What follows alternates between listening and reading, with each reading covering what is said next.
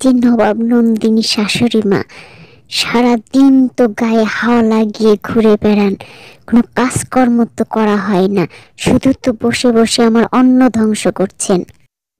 তুমি এভাবে কথা বলছো কেন বৌমা? আমার বয়স হয়ে গেছে, আমি কি আর এই বয়সে কাজকর্ম করতে পারি?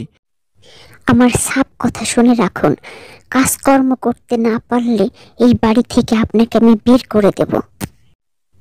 এ কি বলছো বৌমা? এটা আমার বাড়ি, আমার ছেলের বাড়ি।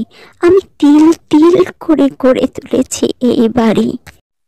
তা শুনেছি মা, আপনিও নাকি আমার বয়সে যখন ছিলেন তখন আপনার বুড়ো শাশুড়িকে নাকি আপনি বসে বসে খায়, অন্ন ধ্বংস করে বলে বাড়ি থেকে বার করে দিয়েছিলেন।